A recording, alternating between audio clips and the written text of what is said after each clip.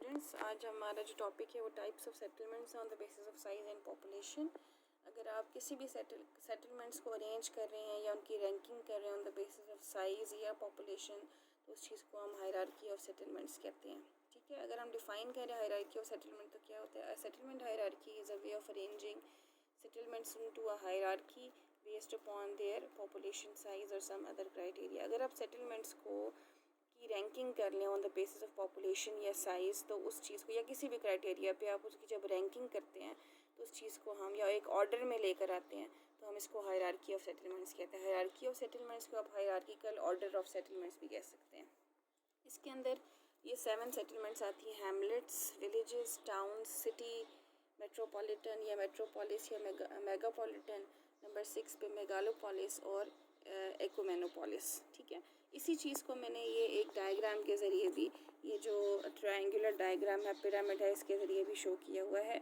इसके अंदर जैसे जैसे आप हायर रैंकिंग की तरफ जाते हैं तो आप ये देखोगे कि अगर हैमलेट्स हैं वो बेस पे हैं तो नंबर ऑफ़ हैमलेट्स तो ज़्यादा होगा लेकिन उनका एरिया कम होगा, उनकी पॉपुलेशन कम होगी। और जैसे जैसे हम हायर रैंकिंग की तरफ चले जाते हैं, जैसे मेट्रोपॉलिटन है, मेट्रोपॉलिटन का नंबर ऑफ़ मेट्रोपॉलिटन आपको कम मिलेंगे लेकिन उनकी पॉपुलेशन बहुत ज़्यादा होगी और उनका एरिया काफ़ी सारा उन्होंने ऑक्यूपाई किया होगा। तो जैसे जैसे इस रैंकिंग में हम लोग हैमलेट से एकोमेनोपोलिस की तरफ जाते हैं तो नंबर ऑफ़ सेटलमेंट्स तो कम होता चला जाता है लेकिन उनकी पॉपुलेशन और उनका जो साइज़ है वो बढ़ता चला जाता है। ठीक है ना, तो हायरार्की ऑफ सेटलमेंट्स में जब हमने इन सेटलमेंट्स को अरेंज कर लिया on the basis of size and population, तो इस चीज़ को हम सेटलमेंट्स को इस तरह से अरेंज करने को हम हायरार्की ऑफ सेटलमेंट्स कहते हैं। इसमें सबसे पहले बेटा हैमलेट्स आते हैं। हैमलेट्स क्या होते हैं? एक स्मॉल क्लस्टर ऑफ हाउसेस होता है जिसकी 1 डज़न से ज़्यादा उसके अंदर हाउसेस नहीं होते और उस ऐसी छोटी सी सेटलमेंट को हम हैमलेट कहते हैं। ठीक है ना, तो एक स्मॉल ग्रुपिंग होती है ड्वेलिंग की, ऐसे जगहों की है कि जहाँ पर सेम फैमिली के या क्लैन के या एक ही कौम कबीले के लोग जो हैं वो रहते हैं और उनके यहाँ minimum level of self sufficiency होता है, यानी कि उनके पास अपनी नीड्स को, अपनी रिक्वायरमेंट्स को फुलफ़िल करने के लिए वो खुद से सेल्फ सफिशिएंट नहीं होते, उनके लिए उनको हायर ऑर्डर सेटलमेंट पे रिलाई करना पड़ता है। ठीक है, तो जो हैमलेट्स हैं they are lowest in the hierarchical order of settlements और ये आपको रिमोट एरियाज़ में या ट्राइबल एरियाज़ में मिलेंगे जहाँ पर कुछ सरदार होगा जो कि उस पूरी सेटलमेंट को कंट्रोल कर रहा होता है। एक आध कोई मॉस्क, कोई चर्च या छोटी सी ग्रॉसरी शॉप आपको यहाँ पर मिल सकती है।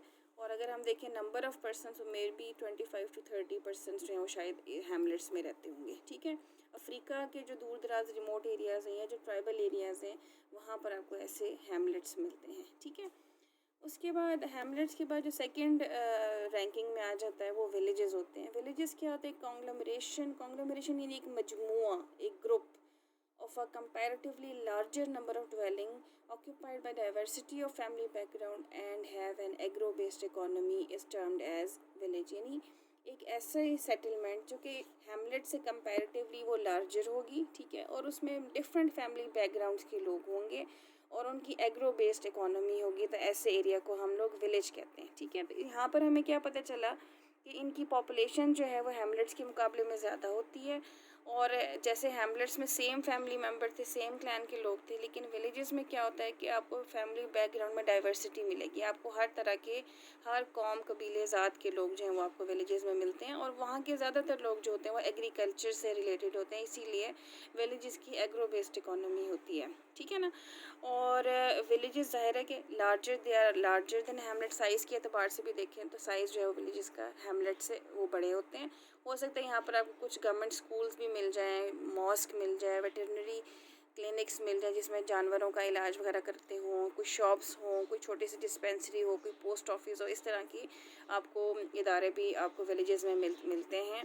इसके अलावा बाज़ औक़ात विलेजेस की अपनी यूनियन काउंसिल्स होती हैं और उनके पूरे जो विलेजेस के अफेयर्स हैं उनको कंट्रोल कर रही होती हैं। इसके अलावा विलेजेस का एक पंचायत सिस्टम होता है। आपने देखा होगा कि उनके यहाँ कोई मसला हो जाए कुछ, तो वो मतलब कोर्ट्स वगैरह में जाने की बजाय वो अपने ही जो उनके बड़े लोग होते हैं उन्हीं को अपने डिस्कस करते हैं अपने प्रॉब्लम्स और वही चीज़ें जो उनका फैसला करती हैं।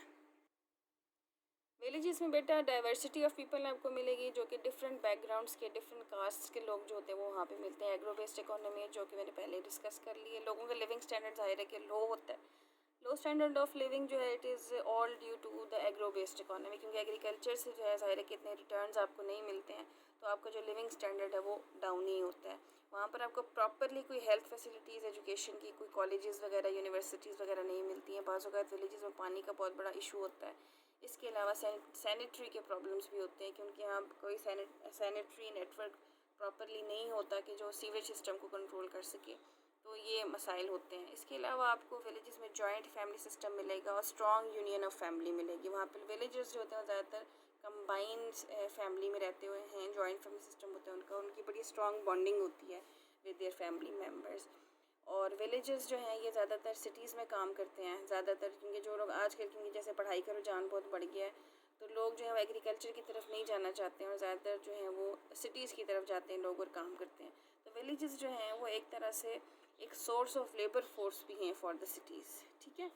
उसके बाद आ जाता है टाउन।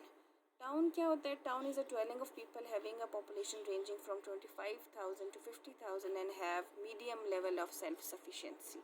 टाउन क्या होती है? एक ऐसी सेटलमेंट होती है जो कि विलेज से भी साइज़ में बड़ी होती है और उसकी पॉपुलेशन भी ज़्यादा होती है, यानी कि 25,000 to 50,000 पर्सनस वहाँ की पॉपुलेशन हो सकती है और मीडियम लेवल पे वो खुद से सेल्फ सफिशिएंट होते हैं, ठीक है। जो टाउन्स होते हैं वो सपोर्ट करते हैं हैमलेट्स को और विलेजेस को, ठीक है, कि विलेजर्स जो होते हैं या हैमलेट्स के रहने वाले जो होते हैं, अगर उनको अपनी डेली बेसिस पे या कुछ भी उनको चाहिए होता है, शॉपिंग करनी है या कोई भी रिक्वायरमेंट होती है उनकी, तो फिर उसके लिए वो नियर बाय जो टाउन होता है वो उससे उधर जाते हैं और वो मतलब टाउन जो है वो उनको सपोर्ट कर रहा होता है। तो टाउन्स जो होते हैं वो हैमलेट्स और विलेजेस के मुकाबले में इनका साइज़ बड़ा होता है, ठीक है। और टाउन आप यूँ समझ लो कि एक इंटरमीडिएट टाइप है बिटवीन विलेज एंड सिटी, ठीक है, क्योंकि इसके अंदर सिटीज़ की भी खसूसियात हैं, ठीक है। और सिटीज़ की तरह ये बहुत ज़्यादा हम कहेंगे बिल्कुल ही अर्बनाइज्ड हैं तो ऐसा भी नहीं होता, इसलिए ये विलेज और सिटी के दरमियान की एक टाइप होती है। विलेजेस के मुकाबले में इनका साइज़ बड़ा होता है, लेकिन सिटीज़ के मुकाबले में इनका साइज़ छोटा होता है।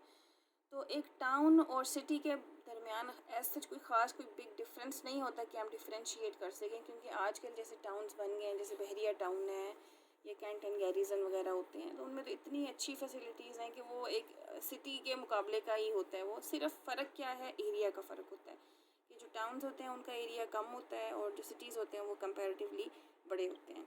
और टाउन्स में भी आपको offices, different public buildings, shops वगैरह, शॉपिंग सेंटर्स वगैरह, ये सब चीज़ें आपको मिलती हैं, ठीक है। और टाउन्स की जो एग्जांपल है वो बहरिया टाउन है, कैंट एंड गैरिजन वगैरह है।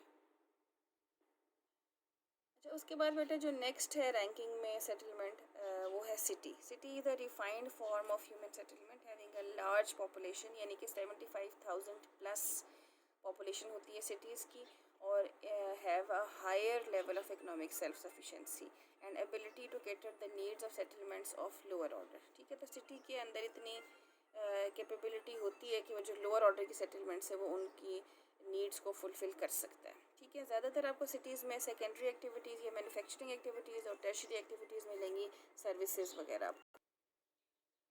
तो बेटा ज़्यादातर जो सिटीज़ हैं वहाँ पर आपको सेकेंडरी एक्टिविटीज़ मिलेंगी। हम लोगों ने इकोनॉमिक एक्टिविटीज़ को पढ़ा है और आपको पता है कि प्राइमरी, सेकेंडरी, टर्शियरी, क्वार्टरनरी और क्वाइनरी एक्टिविटीज़ कौन सी होती हैं। तो सिटीज़ में ज़्यादातर आपको मैन्युफैक्चरिंग एक्टिविटीज़ या सेकेंडरी एक्टिविटीज़ मिलेंगी या फिर टर्शियरी एक्टिविटीज़ मिलेंगी। लोग जो ज़्यादातर ऑफिस जॉब से या सर्विसेज से रिलेटेड होते हैं, ठीक है। और सिटीज़ की अपनी एडमिनिस्ट्रेशन होती है which responsible for electricity, water supply, sanitation and other basic needs under municipal corporation, ठीक है ना। तो जो हर सिटी की अपनी म्यूनसिपल कॉरपोरेशन होती है जो कि उस सिटी के लिए इलेक्ट्रिसिटी है, वाटर सप्लाई है, सैनिटेशन है, मतलब जो भी हमारी बेसिक नीड्स हैं उनको फुलफ़िल करने के लिए वो रिस्पॉन्सिबल होती है, ठीक है। सिटीज़ में आपको बहुत सारी फैसिलिटीज़ मिलती हैं, like schools, colleges, universities, hospitals, transportation networks, communication networks, banks, religious centres, cultural centres, art galleries, parks, theatres, clubs etcetera, ठीक है। तो ये सारी सिटीज़ में आपको मिलती हैं। उसके बाद जो नेक्स्ट है हायरार्की में वो होता है मेट्रोपॉलिटन या मेट्रोपोलिस या मेगापॉलिटन, ठीक है। तो it is a very large city. ये जो मेट्रोपॉलिटन होती है ये बहुत ही लार्ज सिटी होता है जिसकी पॉपुलेशन मिलियंस में होती है, यानी एक मिलियन में 10 लाख की पॉपुलेशन है, तो यहाँ की कई मिलियन जो है वो मेट्रोपॉलिटन्स की पॉपुलेशन होती है।